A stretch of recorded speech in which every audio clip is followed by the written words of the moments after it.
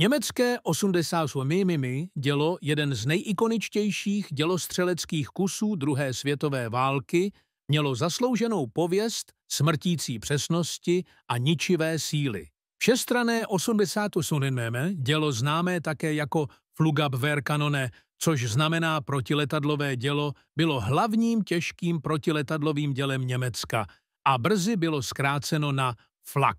Historie německého 88 mm děla sahá až do konce roku 1916, kdy německá armáda původně upravila zavedené německé námořní zbraně pro pozemní operace během první světové války. Němečtí výrobci zbraní Krupp AG a Rheinmetall disponovali stroji na výrobu jak hlavní, tak munice. Protože Versailleská smlouva Německu zakazovala vyrábět zbraně velkého kalibru, protiletadlová děla Flak byla ve skutečnosti vyvinuta společností Krupp a následně vyráběna ve spolupráci se švédskou firmou Bofors. První prototypy známé jako Flak 18 byly vyrobeny v roce 1928 a byly navrženy tak, aby je bylo možné namontovat na křížovou lafetu, která umožňovala zaměření libovolným směrem. Děla byla zvláště pozoruhodná svou vysokou rychlostí střelby, přičemž Flak 18 automaticky vyhazoval použité nábojnice a natahoval spoušťový mechanismus. Vysoce mobilní nápravové podvozky umožňovaly snížení křížové střelecké plošiny, což zajišťovalo stabilnější střelbu. Hlaveň se mohla otáčet o 360 stupňů a vycvičená obsluha děla dokázala vystřelit až 20 ran za minutu, což bylo rychlejší než u srovnatelných zbraní té doby. Flak 18 měl jednodílnou hlaveň s odhadovanou životností přibližně 900 výstřelů. Kvůli krátké životnosti hlavně musely být hlavně vyměňovány přímo v poli. Rozsáhlá výroba začala s nástupem nacistů k moci v roce 1933 a Flak 18 byl k dispozici v malém počtu, když Německo zasáhlo do španělské občanské války. Okamžitě se ukázalo jako nejlepší dostupná protiletadlová zbraň té doby. Oddíl Flak 88 mm děli se v boji ukázal jako přesný a flexibilní zejména proti pozemním cílům díky vysoké úsťové rychlosti a velkému kalibru, což z něj činilo vynikající zbraň proti vozidlům a bunkrům na dlouhou vzdálenost. Každé ze 4 děl baterie mělo zaměřovací ukazatele připojené k centrálnímu řídicímu systému, což umožňovalo synchronizovanou palbu. Úkolem střelce s automatickým nabíjecím systémem bylo udržovat hlaveň děla zaměřenou na cílovou oblast podle pokynů řídicího systému. Zatímco střelec zaměřoval zbraň na základě dat nabíječi, udržovali zbraň zásobenou živou municí, která střílela okamžitě po vložení. Zkušenosti ze španělské občanské války vedly Němce k vylepšení konstrukce na Flak 36, který měl dvoudílnou hlaveň pro snazší výměnu opotřebovaných vložek. Vylepšen byl také design přívěsu, což usnadnilo instalaci a transport pevných děl. Použití malých částí vnitřní trubky u Flaku 36 eliminovalo problémy s údržbou servisem a zásobováním v poli. Flak 37 byl pozdějším modelem, který zahrnoval vylepšené přístroje, aby střelci mohli snadno plnit příkazy od jednoho řídicího systému. Všechny 3 rané verze 88 byly dlouhé 56 kalibrů, což znamenalo, že délka hlavně byla 56 násobkem kalibru 88 mm. Standardní dělo vystřelovalo 17-librový šrapnelový granát, schopný vystoupat tisíce stop do vzduchu, než explodoval na 1500 nebo více fragmentů, které mohly poškodit nebo zničit jakékoliv letadlo do vzdálenosti 200 yardů. Během druhé světové války Němci místo přímého míření na letadla používali 88 mm projektily, které explodovaly ve výšce a vyvrhovaly ostré kovové fragmenty schopné protrhnout křídla a trup spojeneckých letadel, zejména bombardérů. Při přímém zásahu 80 střelou do tenkostěných letadel byl výsledek vážný a letadlo bylo obvykle zničeno. Výbuchy ve vzduchu také vytvářely charakteristický černý oblak, který VIS kontroloval ve vzduchu a varoval piloty před přítomností flaku. Název trny, flak, se rychle stal obecným termínem pro pozemní protiletadlovou palbu. Protiletadlové střely měly dva typy zápalnic barometrické zápalnice nastavené na určité výšky a zápalnice s časovým zpožděním. Ať už je spustilo cokoliv, ostré ocelové fragmenty mohly snadno usmrtit nebo zmrzačit jednoho či více členů posádky letadla. I pro ty, kteří útoku unikli, mohly být následky takového útoku zničující.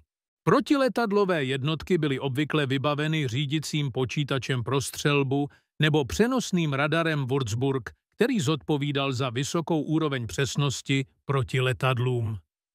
To umožňovalo neuvěřitelně přesnou střelbu, která zohledňovala vzdálenost mezi děly a od zaměřovací posádky, čímž se eliminovalo odchylky a všechny zbraně mířily na stejný bod. Namísto vycvičených posádek na každém děle umožňovalo toto několika zbraním být správně zaměřeno na stejný cíl jediným pětičlenným velitelským týmem.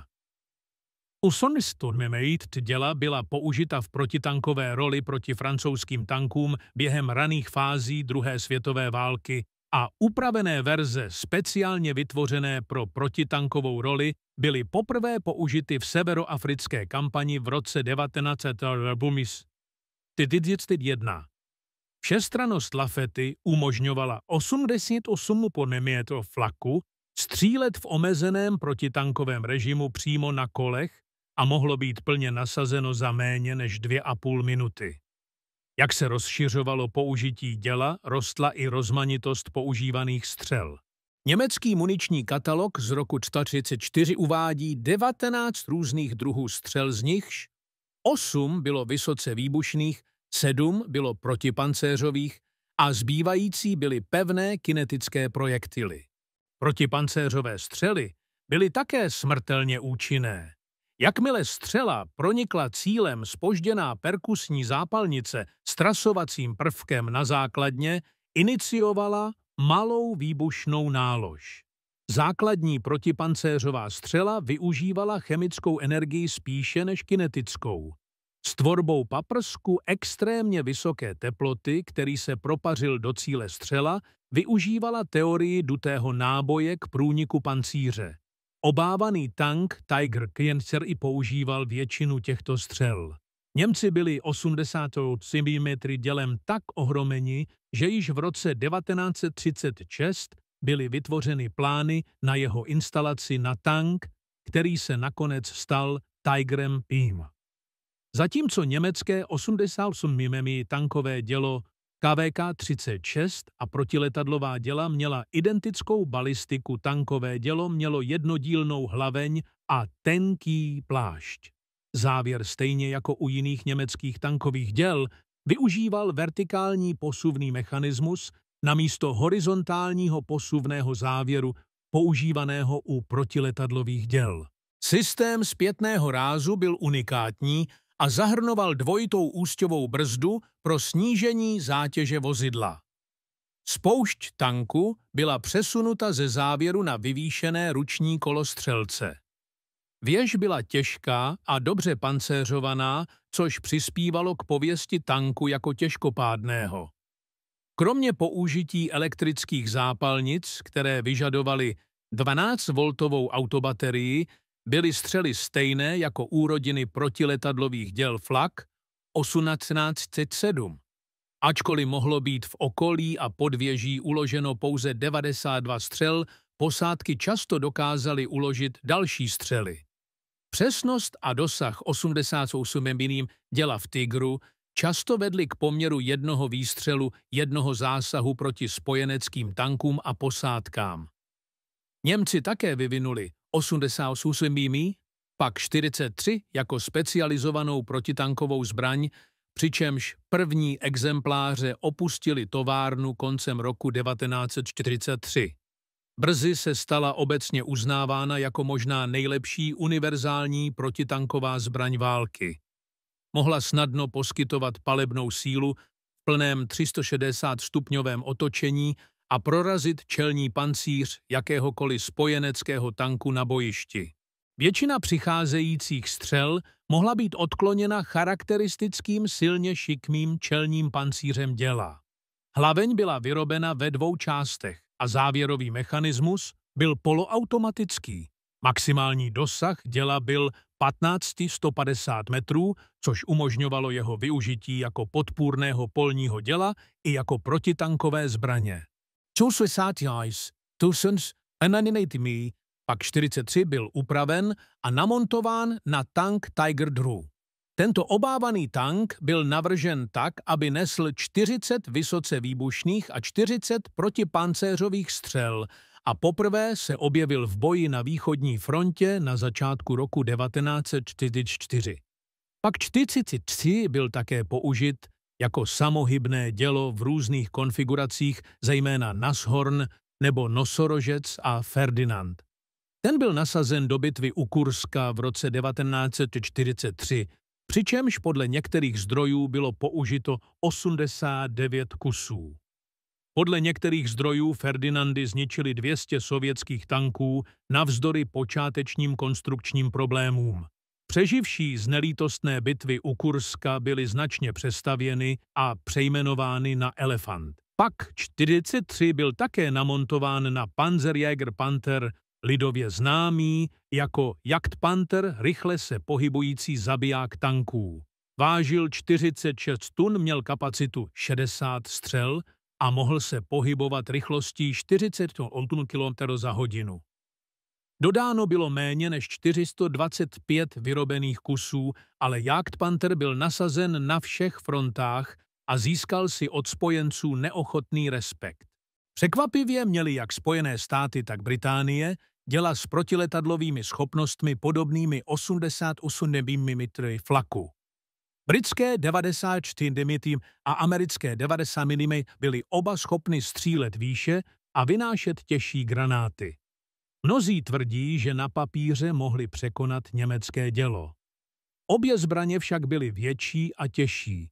Spojenci omezili tyto zbraně na jejich původní protiletadlové role, zatímco Němci rozšířili funkci 88 mm děla na protitankové a proti opevněným pozemním pozicím.